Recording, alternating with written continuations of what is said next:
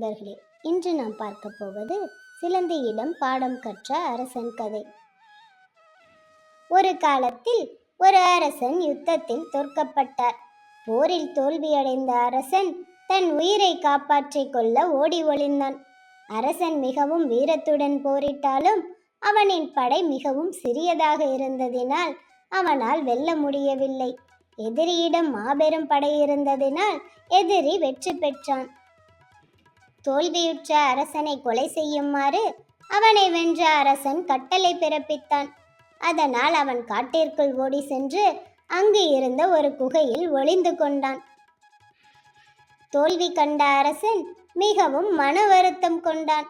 மனச்சோர்வினால் துணிவு இழந்தான். ஒரு நாள் சோம்பலுடன் அரசன் குகையில் படுத்திருந்தான். அந்த குகையினுள் ஒரு சிலந்தி வாழ்ந்து வந்தது. அந்த சிறிய சிலந்தியின் செயல் அவன் கவனத்தை கவர்ந்தது. குகையின் ஒரு பகுதியினுள் ஒரு வலையை பின்ன கடுமையாக முயற்சி செய்து கொண்டிருந்தது. சுவரின் மீது ஊர்ந்து செல்லும் போது வலையினில் பின்னிய நூல் அறுந்து சிலந்தி கீழே விழுந்து விட்டது. இவ்வாறு பலமுறை நடந்தது. ஆனாலும் அது தன் முயற்சியை கைவிடாமல் மறுபடியும் முயன்றது.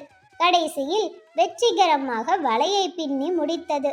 அரசன் இச்சிறு சிலந்தியே பலமுறை தோல்வியடைந்தும் தன் முயற்சியை கைவிடவில்லை. நான் ஏன் விட வேண்டும் என்று எண்ணினான். நானோ அரசன், நான் மறுபடியும் முயற்சி செய்ய வேண்டும் என்று நினைத்து மறுபடியும் தன் எதிரியுடன் போர் புரிய தீர்மானித்தான். அரசன் தான் வசித்த காட்டிற்கு வெளியே சென்று தன் நம்பிக்கையான ஆட்களை சந்தித்தான். தன் நாட்டில் உள்ள வீரர்களை ஒன்று சேர்த்து பலம் மிகுந்த ஒரு படையை உருவாக்கினான். தன் எதிரிகளுடன் தீவிரமாக போர் புரிந்தான். கடைசியில் போரில் வெற்றியும் பெற்றான். அதனால் தன் அரசை திரும்ப பெற்றான். தனக்கு அறிவுரை போதித்த அந்த சிலந்தியை அவன் என்றுமே மறக்கவில்லை. இக்கதையிலிருந்து நாம் தெரிந்து கொள்வது, தோல்வியடைந்தாலும் விடாமுயற்சியுடன் செயல்பட்டால் அது வெற்றியை தரும்.